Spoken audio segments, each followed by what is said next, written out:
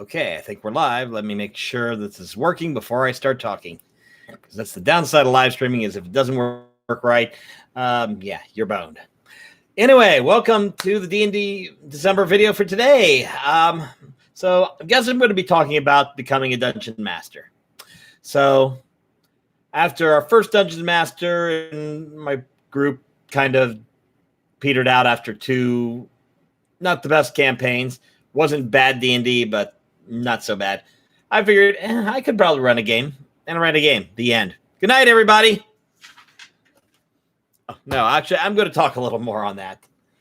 You see, the thing is, a lot of people it's just an easy thing to do. I won't say it's easy as in you walk in and say, okay, let's play a game. Okay, roll up characters. Let's say, let's play this. It's not quite that easy because you don't have a rule set that you just pull out and say, here's the thing. Although, to be honest, there are these pre-made adventures which you could just run. But you still have to do prep work. You have to figure out what your characters are going to do. You have to scale things up, scale things down, do this, do that. A lot of little things behind the scenes. Try to curate the experience so your party isn't bored shitless or dead in the first adventure. Unless you're running a meat grinder, in which case, hey, meat grinder, enough said. Hopefully you made some extra characters. But yeah, I can't say that I'm a great dungeon master. I can't say I completely suck. I sucked a little in the beginning because I got into it and didn't know what I was doing exactly. I started, my first game that I ran was with Pathfinder First Edition. It's chunky. It's really, really, really thick. And I didn't figure out the idea that you can kind of just fudge the balance a little bit. And yeah, the bad guys are hitting you harder because they need to hit you harder. Plus, if you're familiar with the 3.5 / Pathfinder First Edition difficulty curve, yeah, it gets kind of messy when suddenly your players are so far apart from where they were that you're kind of just decking with everything to try to make it an even and fair fight, or slightly uneven and unfair, or whatever you want, depending on what you need, whether you need more narrative moment or you need a bloodbath because your party's a bunch of murder hobos and you need to make them explode. So what I'm going to do is, the biggest thing I can do is give you some advice from what I've learned. Number one, just pick it up and run the damn game. It's that simple. You don't need to have a massive and beautiful campaign figured out. I mean, you can have an idea for a campaign. My first one was very, very extensive, what I had in mind. I did start off the party initially with a DMPC, which was a cleric. Her main role was just to keep the party from dying, although I probably played her a little bit more than I needed to. Kind of learned that I don't really need that. I did something with let's see here. I'm trying to remember my other games here. With the Demon Hunters role-playing game from the same people that created the Gamers movie that I talked about yesterday. We ran a Demon Hunters campaign where I came up with the most awesome NPC, a girl by the name of Lucy. She was literally Lucifer. And eventually they do meet, and eventually they ended up thrown into the future and meeting him in a next life. And he was much more badass. And he was the good guy. Because things had gotten a whole lot worse. But that was a much more fun campaign than the first one, which was bogged down by rules. But that was basically using a modified version of Fate. Is basically what that is, the engine that was built off of.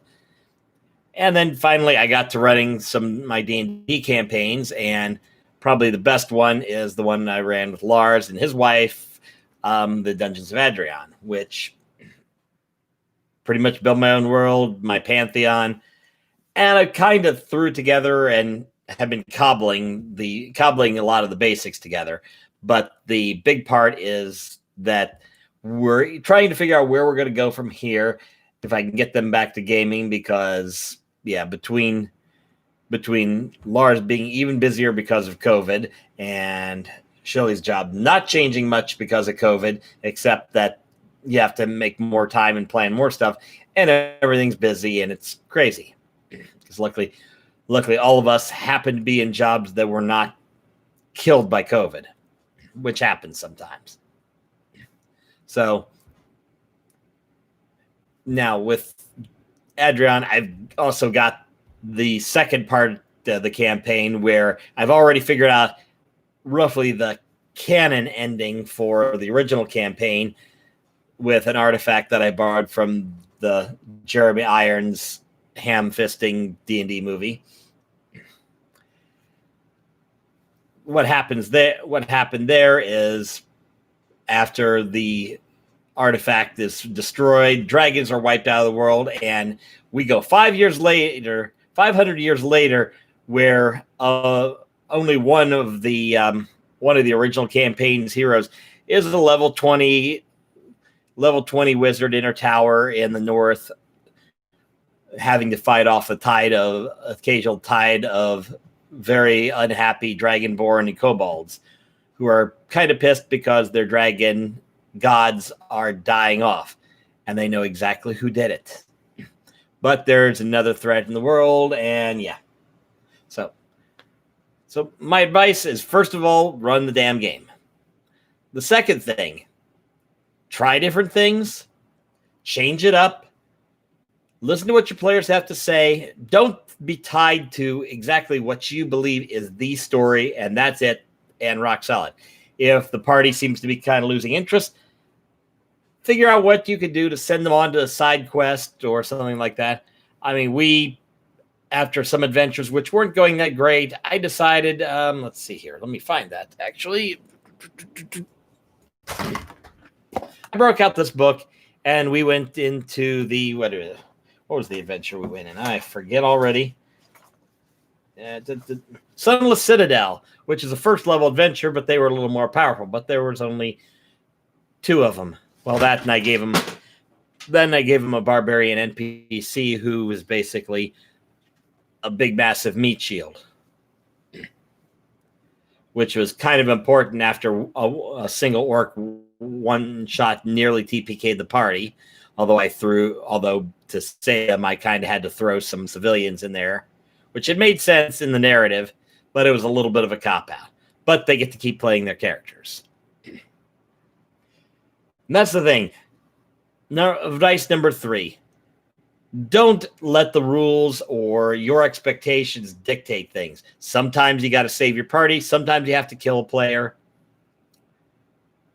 Push it to where it's narratively satisfying, but not cruel. Because nobody likes to have to build a new character. Unless Meat Grinder. Meat Grinder is perfectly fine. You like to produce characters that are going to die in horrible and awesome ways. Or if you're playing old school first and second edition type D&D, Meat Grinder is kind of the thing there. So that would be the other advice. Pick the game and pick the system that everybody wants to play. Learn it well enough.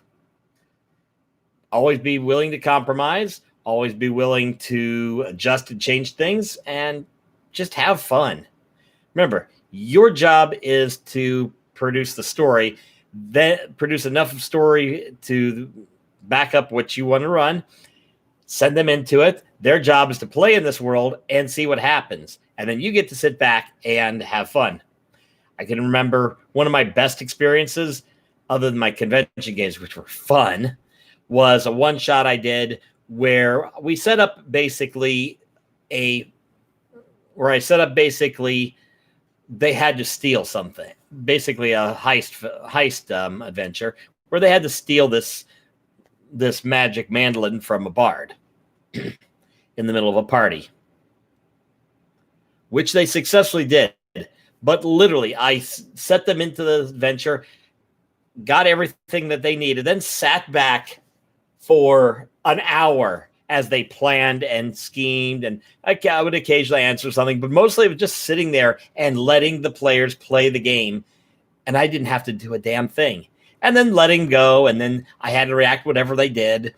And sometimes they do some crazy things. I think one of them was actually an Aarakocra, which was awesome because that means he could fly up above and provide things. And I adjusted a few things here and there, let some spells do some things they probably technically shouldn't have. I was like, okay, I'll allow it just enough to give you a chance to do something. And ultimately, whereas the prior week I'd run an adventure that started Meat Grinder, because it was basically they go into an adventure and they were getting ground down and damn near killed because they just stumbled in and triggered everything on top of them. And the way I had it set, there weren't a lot of options role-playing wise for me to do other than just throw monsters at them until they finally bloodily dug their way through. This adventure, though, everybody had fun because I didn't have any expectation of them how successful they'd be or how they'd succeed, but I knew whatever it was, I was going to mess with them, but make sure that I left some way for them to get the thing and succeed in the mission. And they did, and everybody was happy. So that's how you become a good dungeon master. You just play games, you run the game, and then you keep adjusting things until you find what makes it fun for you and fun for them. And then you become a good dungeon master. And then the thing to become a great dungeon master is do it enough that it's second nature. See Chris Perkins and Matt Mercer and that bunch. So that's pretty much all I can tell you about becoming a dungeon master. Just freaking do it. So till tomorrow. See ya when I see ya. Except I can't see it because it's a camera.